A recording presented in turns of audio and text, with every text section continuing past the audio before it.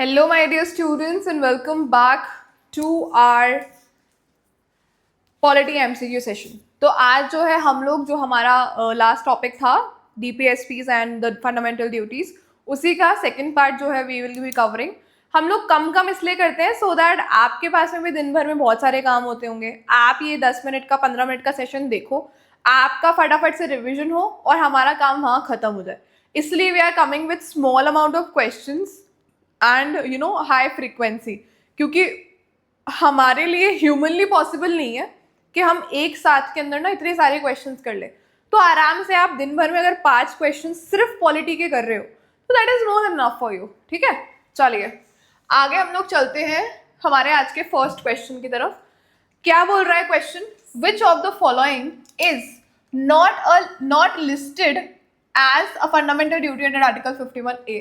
Not listed, ठीक है, इनमें से कौन सी जो मौलिक कर्तव्य है वो अनुच्छेद 51A के तहत सूचीबद्ध नहीं है।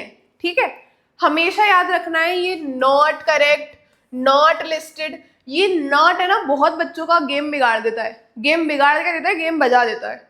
नॉट बच्चे जो है स्किप कर देते हैं। ठीक है, कई बार स्टेटमेंट्स दी होती है नीचे, हम लोग देखते ही नहीं कि करेक्ट पूछा है या नॉट करेक्ट पूछा है। तो हमेशा तसल्ली लो अपने दिमाग को, तसल्ली से सवाल को पढ़ो। जब सवाल को तसल्ली से पढ़ोगे तब जाके सवाल जो है समझ में आएगा, और जब सवाल समझ में आएगा तब ही जाके आप जो है उसका सही जवाब दे सकते हो। समझ में आ रही है बात? चलिए तो देख लेते हैं फटाफट से। Safeguard public property and abjure violence. पहला क्या है कि भाई हमें पब्लिक प्रॉपर्टी को सेफगार्ड करना है और वायलेंस को एब्ज्योर करना है, मतलब सार्वजनिक संपत्ति की सुरक्षा करनी है और हिंसा नहीं करनी है। ठीक, पहला ये हो गया। दूसरा, protect and improve the natural environment, जो हमारा प्राकृतिक पर्यावरण है उसकी रक्षा और संवर्धन करना। तीसरा देख लेते हैं, to vote in general public elections, आम चुनावों में मतदान करना। क्या ये आप जो इतने सालों से फंडामेंटल ड्यूटीज पढ़ते आ रहे हो, आपने कहीं पर भी सुना है कि वोट करना इज योर फंडामेंटल ड्यूटी? कहीं पर भी मेंशन नहीं है। Develop scientific temper and spirit of inquiry, वैज्ञानिक दृष्टिकोण एवं जिज्ञासा की भावना का विकास। जब तक साइंटिफिक टेम्परामेंट नहीं बढ़ेगा तब तक हम लोग नई नई डिस्कवरीज कैसे करेंगे, कैसे हम साइंस की तरफ बढ़ेंगे, कैसे हम नई टेक्नोलॉजीज की तरफ बढ़ेंगे, किस तरीके से हम अपने आप को एडवांस करेंगे। So this is also one of the fundamental duty. तो यहाँ पर हमारी फंडामेंटल ड्यूटी, हमारा मौलिक कर्तव्य कौन सा नहीं है? ऑप्शन नंबर सी, आम चुनावों में मतदान करना। चलिए आगे चल लेते हैं दूसरे सवाल की तरफ। दूसरा सवाल देखो क्या कह रहा है। Article 45 as amended by the 86th constitutional amendment act provides for. Article 45 जो कि 86th कॉन्स्टिट्यूशनल अमेंडमेंट एक्ट के थ्रू अमेंड किया गया है, it provides for what? First, free and compulsory education up to 14 years. क्या बोल रहा है ये कि भैया फ्री और क्या दे रहा है ये? कंपल्सरी एजुकेशन करनी है आपको up to what? Up to 14 years of age. चलो ठीक है, 14 वर्ष तक के बच्चों के लिए निःशुल्क एवं अनिवार्य शिक्षा। चलो भाई ठीक है, नेक्स्ट देख लेते हैं हम लोग। नेक्स्ट क्या कह रहा है? Early childhood care and education until the age of 6। Alright, ठीक है, 6 वर्ष से कम आयु के बच्चों के लिए देखभाल एवं शिक्षा। ठीक है भाई। Educational upliftment of SC and ST communities. Okay, SC और SC समुदायों के शैक्षणिक उत्थान के विशेष प्रावधान। Promotion of international peace and security, अंतर्राष्ट्रीय शांति और सुरक्षा को बढ़ावा देना। Now when we talk about Article 45 as amended by 86th Constitutional Amendment Act, 86वां जो संविधान संशोधन है, अगर हम उसकी बात करें तो वो किसका प्रावधान देता है कि भाई आपका जो बच्चा 6 साल तक का है उसकी अर्ली चाइल्डहुड केयर करो और उसको एजुकेशन प्रोवाइड करो। ठीक है, ये फ्री और कंपल्सरी एजुकेशन वाला ये आर्टिकल आपका क्या है? 21A है। ठीक है, which talks about right to education.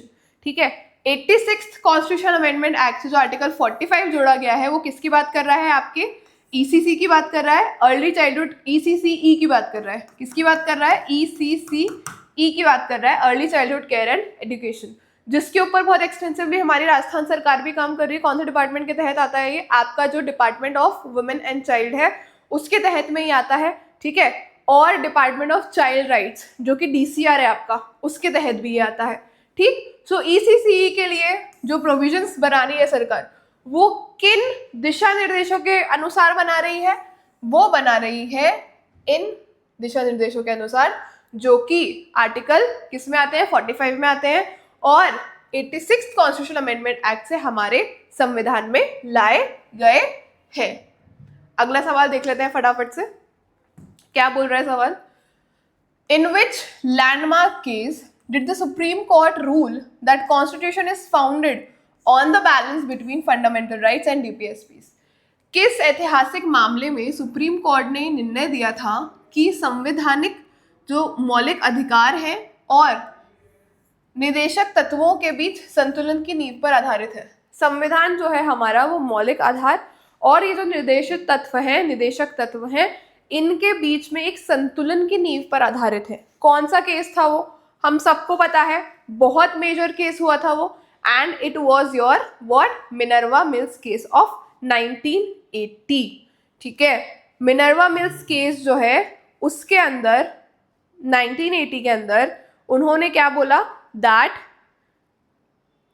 आपका जो फंडामेंटल राइट्स हैं और जो डीपीएसपीज हैं दोनों क्या हैं, एसेंशियल फीचर्स हैं आपके कॉन्स्टिट्यूशन के, बेसिक स्ट्रक्चर का पार्ट है एक तरीके से, ठीक है। तो 19 ये चीज उन्होंने केशवानंद भारती के टाइम पे भी बोली थी, बट मिनर्वा मिल्स में स्पेसिफिकली 1980 के अंदर the Supreme Court it restored its judgment, और उसने बोला कि दोनों के बीच में हम लोग क्या करेंगे, we will be making a balance, there must be a what, there must be a harmony between the fundamental rights and DPSPs, कोई भी ऊपर नहीं है कोई भी नीचे नहीं है, ठीक है, there must be a balance between both, right. तो आपका करेक्ट ऑप्शन यहाँ पर क्या होगा, option number A, that is your Minerva Mills case, excuse me, Minerva Mills case of 1980। अगले में चलते हैं, नेक्स्ट क्वेश्चन देखते हैं फटाफट से। अगला सवाल क्या कह रहा है, to cherish and follow the noble ideas which inspired our national struggler for freedom is a provision contained इन।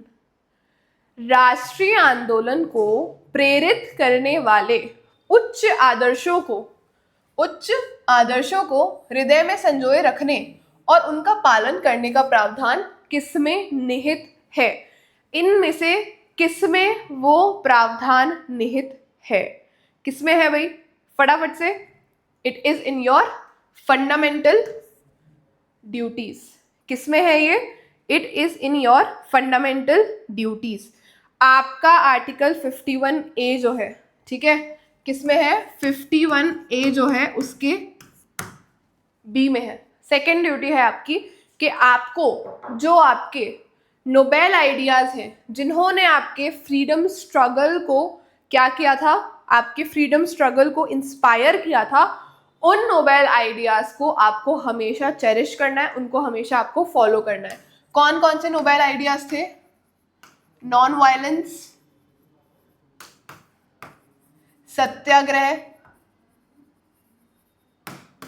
इस तरीके के जो प्रिंसिपल्स थे उनको आपको फॉलो भी करना है और चेरिश भी करना है, ठीक। बट क्या हम उसको फॉलो कर रहे हैं, आज एक सोचने का विषय है, that are we really following, क्योंकि आए दिन हम लोग खबरें सुनते हैं, in in words, in theory we are following each and everything, but हमारे अंदर इतना ज़्यादा इंटॉलरेंस बढ़ गया है कि हमें, अगर आप देखते हो रोड के ऊपर कितने रोड रेज के मामले होते हैं, जरा सी गाड़ी ठुकी नहीं और दोनों पार्टियां जो है वो लड़ने पे उतारू हो जाती हैं। तो हमें थोड़ा सा अपने अंदर संयम बनाना पड़ेगा, we'll have to be a little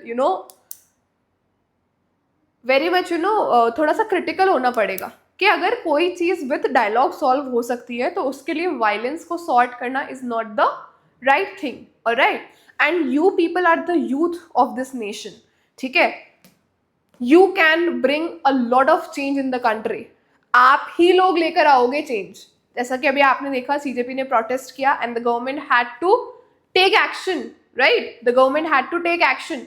government को अपनी अकाउंटेबिलिटी एस्टैब्लिश करनी पड़ी, उनको इस्तीफा देना पड़ा, right. So with dialogue a lot of things can happen, okay.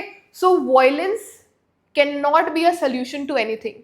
आपको अपने दिमाग को इतना शार्प बनाना है कि अगर कोई आपसे बदतमीजी कर भी रहा है, ठीक है, so you have to not get violent in front of them. उनको उनका सर्कमस्टांस समझो आप कि यार अपने दिमाग में सोच लो ये आदमी ही गंवा रहा है, इससे मैं क्या ही बात करूं। Just think that in your mind and move on, do not indulge in all of these things, right. So यही चीज़ हमारा जो है फंडामेंटल ड्यूटीज हमें सिखाती है कि हमें हमेशा सच की राह पे चलना है। We have to always be non violent and there are many an number of ideals of our national freedom struggle.